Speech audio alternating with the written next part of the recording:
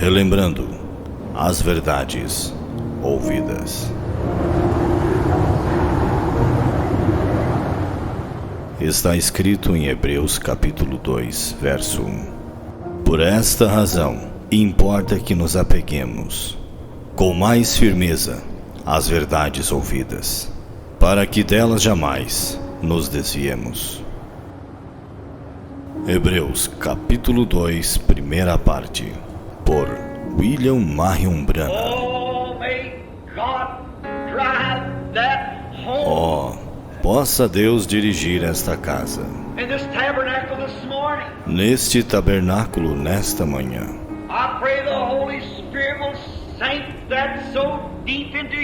Eu oro para que o Espírito Santo grave isto profundamente em nossos corações.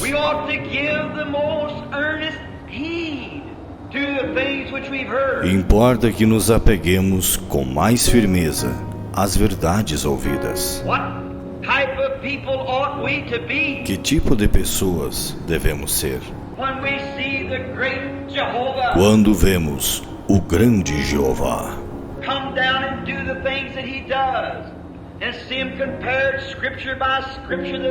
descer e fazer as coisas que ele faz e vê-las comparadas, escrituras por escrituras, que elas são a verdade?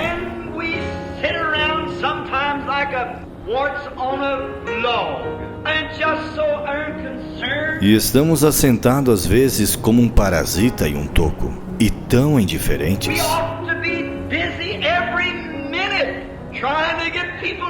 Devemos estar ocupados a cada minuto, tentando levar pessoas a Cristo.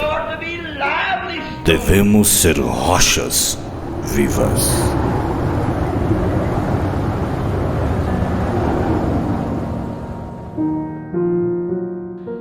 Daniel capítulo 2, verso 29.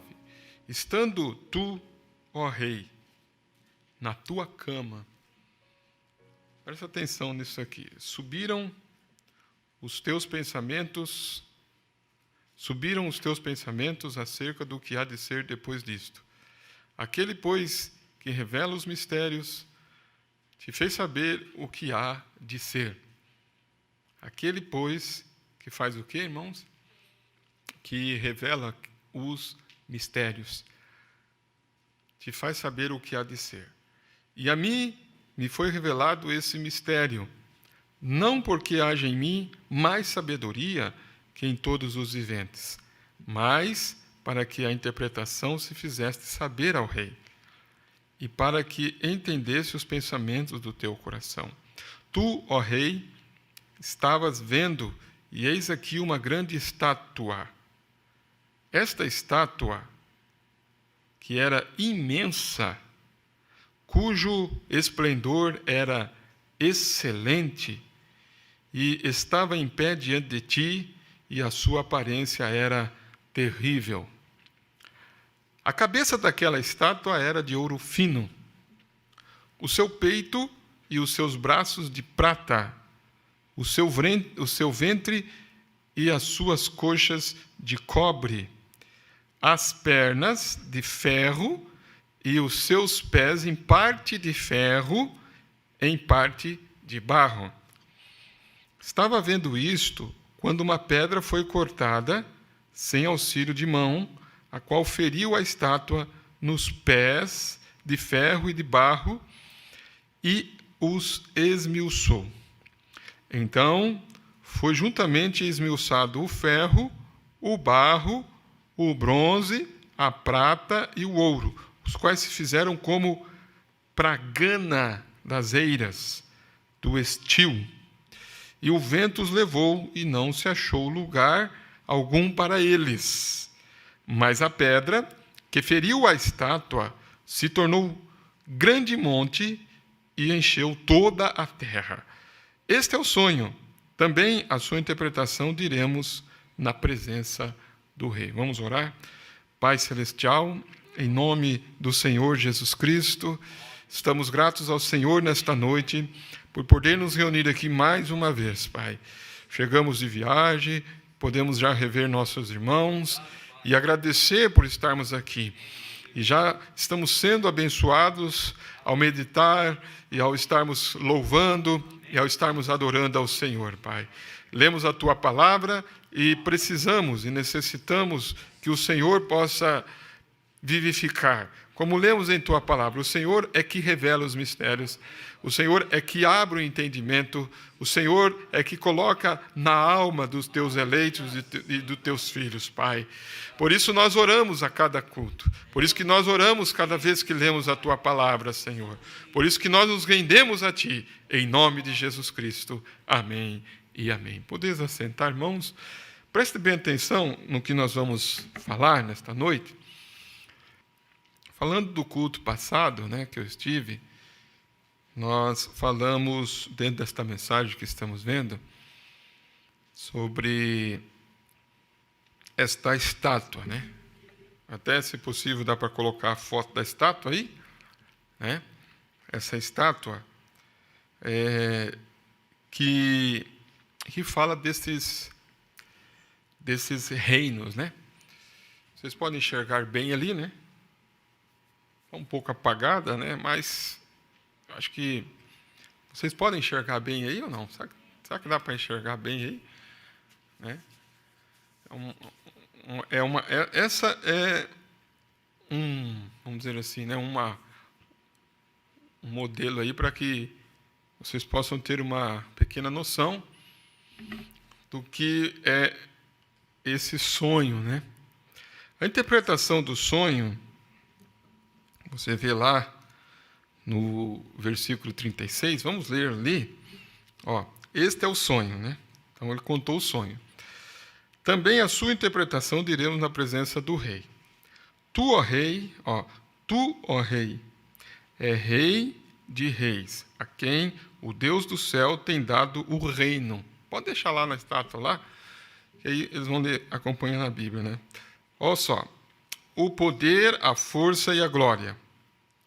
E onde quer que habitem os filhos dos homens, na tua mão entregou os animais do campo, as aves do céu, e fez que reinasse sobre todos eles. Tu és a cabeça de ouro. Então nós já estamos vendo ali, ele disse, a interpretação do sonho. Tu és a cabeça de ouro. Depois de ti se levantará outro reino inferior ao teu. E um terceiro reino, veja bem, e um terceiro reino de bronze, o qual dominará sobre toda a terra.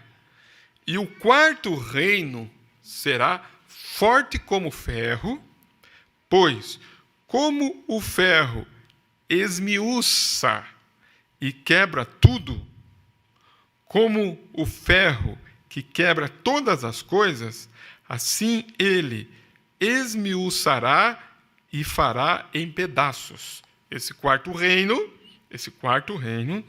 é um reino de ferro e tem algumas características.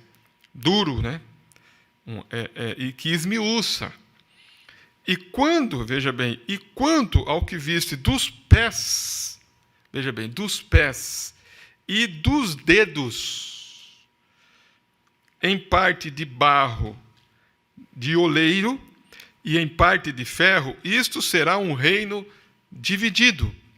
Contudo, haverá nele alguma coisa da firmeza do ferro, pois vistes o ferro misturado com barro de lodo. E como os dedos, veja bem, dos pés eram em parte de ferro e em parte de barro, assim, por uma parte, o reino será forte, e por outra será frágil. Quanto ao que viste do ferro, misturado com barro e lodo, misturar-se-ão com semente humana, mas não se ligarão um ao outro, assim como o ferro não se mistura com o barro. Mas nos dias destes reis, o Deus do céu levantará um reino que não será jamais destruído. Amém? Amém? E este reino não passará a outro povo. Esmiuçará e consumirá todos esses reinos, mas ele mesmo subsistirá para sempre. Da maneira que viste que do monte foi cortada uma pedra, sem auxílio de mãos, e ela esmiuçou o ferro, o bronze, o barro, a prata e o ouro, o grande Deus fez saber ao rei o que há de ser depois disto. Certo é o sonho e fiel a sua interpretação. Amém? Por que estou falando um pouquinho sobre isso, né? Eu gostaria de ler mais um pouquinho aqui na mensagem As Eras da Igreja, na era de Pérgamo. E os irmãos vão manter, né, no parágrafo, nós estamos aqui no parágrafo 196 da mensagem A Festa das Trombetas. Do 196, 197, é onde nós vemos, né, esses demônios sobrenaturais sob, né, o apoio das Nações Unidas, deste grupo unidos de leste a oeste.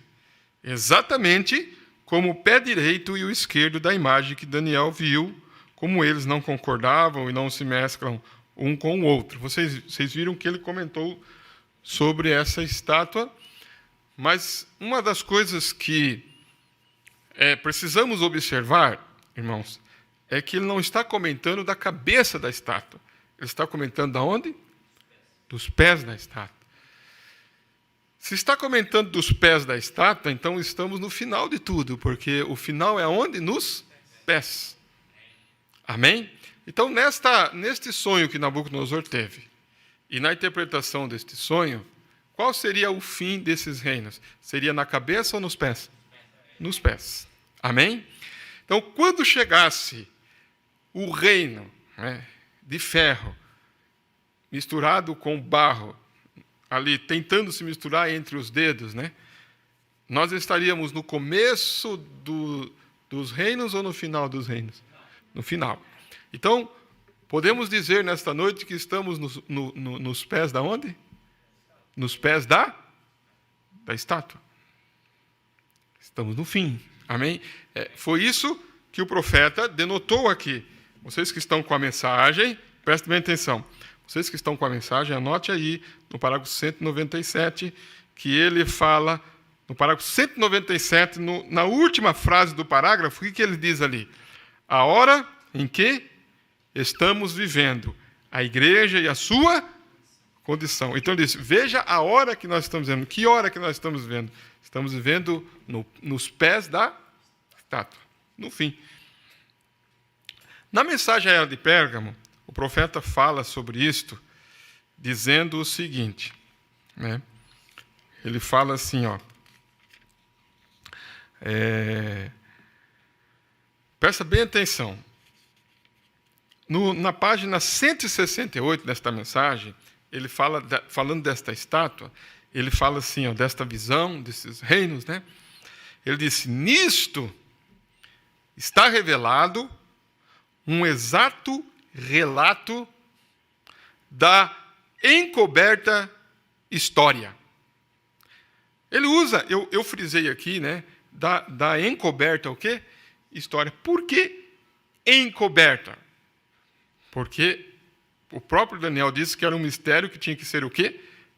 Revelado. Desta encoberta história futura que foi profetizado vir sobre a terra desde o tempo de Daniel até que Jesus voltasse e reinasse como filho de Davi. É conhecido como os tempos dos gentios. Então, esse sonho dessa estátua, que está dividido em quantos reinos ali, irmãos? Vamos lá. em quantos reinos está dividido? Quantos reinos tem ali? 5 reinos? Volta lá de novo. Tem 1, 2, 3, 4 reinos. Não é 5, é 4. Pode ver lá. 1, 2, 3, 4 reinos. Porque a Roma, ela só está dividida em leste e oeste. Lembra que nós falamos sobre isso? Está aqui na mensagem, né? Qual que é o cabeça? Qual que é a cabeça ali? Que reino que é o da cabeça? Ah? Olha lá, o Império Babilônio. Qual que é a prata? O Império?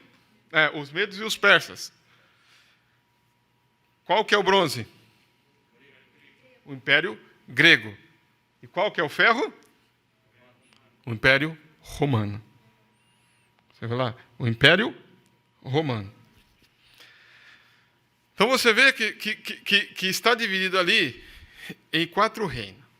O romano, ele nós conhecemos como o Império Romano chamado Roma Imperial, e depois ela passa para Roma Papal.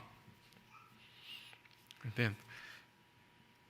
Então preste atenção, irmãos, que desde lá do cabeça de ouro até os pés, o profeta está nos ensinando e nos mostrando para nós observarmos que todo esse tempo aí é conhecido como o tempo de quem? Dos gentios. Então preste atenção nisso aqui, ó. É conhecido como os tempos do quem? Dos gentios. Ele teve em si 4 divisões históricas. 4 divisões históricas que foram conhecidas segundo o império dominante. Em cada divisão. Então, Babilônia, Medo-Persas, Grego e Romana. A maior e mais absoluta monarquia foi a Babilônia, que foi tipificada como a cabeça de ouro. A próxima em glória foi a Medo-Persa, que, como testificou a história, foi verdadeiramente menos gloriosa e foi tipificada como o peito e os braços de prata. Então, seguiu-se a era grega, cujo rei foi o mais brilhante de todos os líderes militares que o mundo já conheceu, e assim foi apropriadamente tipificada como o ventre e as coxas de cobre. Foi menos gloriosa que as outras 2 que a precederam. Finalmente, veio o último reino, que foi o Império Romano, tipificando como as pernas e os pés. Mas, enquanto os reinos precedentes foram tipificados como minerais puros, por exemplo, o ouro, prata e cobre puros, este último império foi ferro puro somente nas pernas, pois quando chegou aos pés, era uma mistura de ferro e barro,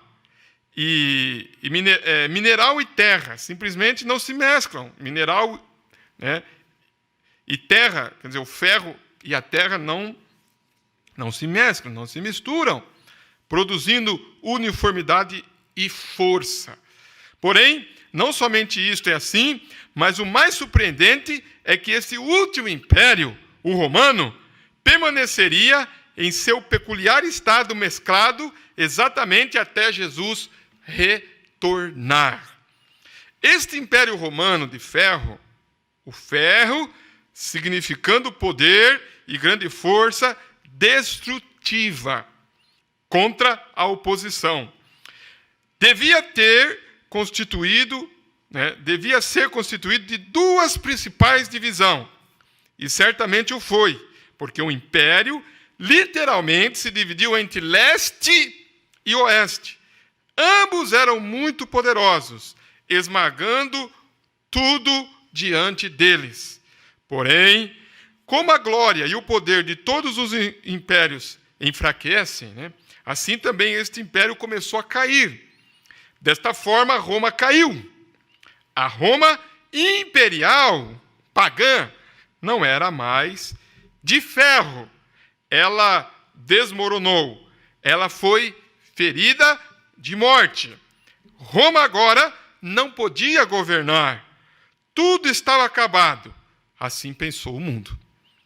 Porém, quão errado estava o mundo, porque aquela cabeça, Roma, embora ferida, não foi ferida de morte.